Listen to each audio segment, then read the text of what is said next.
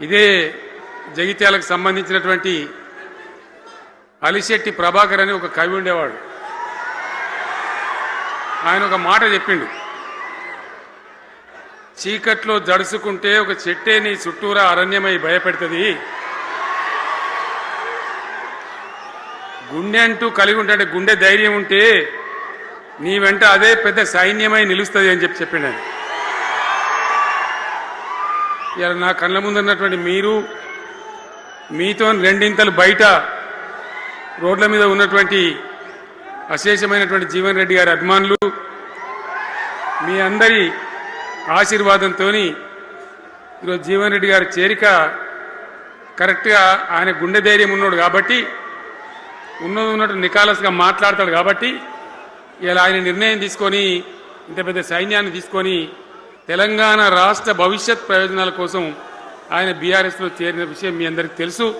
ఆయన వెంట మీరందరూ వచ్చి ఎవరైతే అందరూ ఈరోజు చేరినరో, ఇంకా రాని వాళ్ళు కూడా ఉన్నారో గ్రామాలలో పట్టణంలో, మీ అందరికీ ముఖ్యంగా జీవనన్న గారికి, ఆయన వెంట వచ్చినటువంటి ప్రతి పౌరుడికి, ప్రతి అన్నకు, ప్రతి తమ్ముడికి, ప్రతి చెల్లెకి కూడా పేరు పేరున బీఆర్ఎస్ రాష్ట్ర అధ్యక్షుడిగా నేను హృదయపూర్వకమైన స్వాగతం సుస్వాగతం తెలియజేస్తా ఉన్నాను.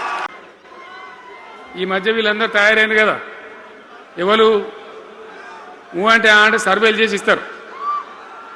జీవన్ రెడ్డి గారు బీఆర్ఎస్లో చేరితే ఎట్లా ఉంటుంది ఏం కథ అని ఒక ఇద్దరు ముగ్గురు వచ్చి సర్వేలు చేసింది. మీ నియోజకవర్గం కాదు, మీ నియోజకవర్గంలో ఆడం బాంబే పేలిపోయింది, దానిలో మాటనే లేదు. అసలు జగిత్యాల నియోజకవర్గం గురించి చర్చ లేదు. కానీ వాళ్ళు ఏం చెప్పినా సర్వే వాళ్ళు పక్కనున్న సొప్పదండి కావచ్చు, ధర్మపురి కావచ్చు, మేరిట్ల కొట్టుపల్లి కావచ్చు, ఇంకా చాలా చాలా కాన్స్టిట్యున్సీలు కావచ్చు, చాలా ప్రభావం ఉంటుంది జీవన్ రెడ్డి గారిది. ఒక అద్భుతమైనటువంటి దీంతో రాజకీయమైన ఇది వస్తుందని చెప్పి వాళ్ళు సర్వే చేసి చెప్పినారు. అది జీవన్ రెడ్డి గారికి ఉన్నటువంటి విశిష్టత. ఒక నియోజకవర్గానికో 10 మందికో కాకుండా తనకి ఏ హోదా లభించినా, ఏ హోదాలో పనిచేసినా చాలా బ్రహ్మాండంగా ఆయన ఇక్కడ ప్రాంతాల కోసం తపన పడ్డాడు. పొద్దున్న లేతే కేసీఆర్ చావాలి, నువ్వు 1000 జన్మలు ఇచ్చినా నేను చావనా కొడుకు అనుకుంటున్నావు.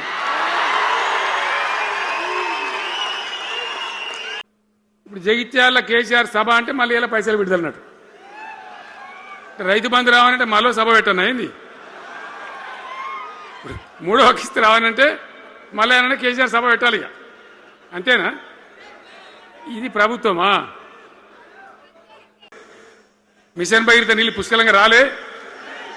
ఏమన్నా రాలేదా? వచ్చినాయా? మరి ఇప్పుడు ఏం రోగం పుట్టింది నాకు అర్థం కాదు. ఇప్పుడు ఎందుకు గుంటుతుంది అది? ఎందుకు నీళ్ళు ఎత్తలేవు? వస్తున్నాయా ఇప్పుడు? మరి ఏం చేయాలా? లాగులు వలిగేదాకా చంపాలే. మంచి మాట కాకపోతే ఏం చేస్తారు? మంచిగా కట్నే ఇల్లు పెట్టిపోయి కదా, 5 ఏళ్ళు నడిచింది కదా, మరి మీకేం బీమారీ వచ్చింది నాకు అర్థం కాదు. ఇంత పొడుగు మాటలు మాట్లాడుతుందా? అడ్డం పొడుగు మాట్లాడుతుందా? పొద్దున్న లేతే కేసీఆర్ చావాలి, నువ్వు 1000 జన్మలు ఇచ్చినా నేను చావనా కొడుకు అనుకుంటున్నావు.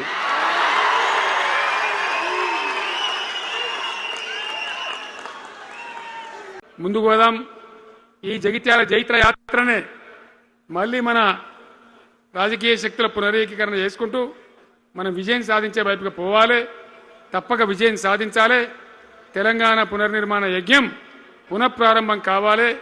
ముందుకు పోయి మనం విజయం సాధించాలని కోరుకుంటూ మీ అందరికీ కూడా పేరు పేరున ప్రతి ఒక్కరికి ధన్యవాదాలు తెలియజేస్తూ నేను సెలవు తీసుకుంటా ఉన్నా. జై తెలంగాణ, జై తెలంగాణ.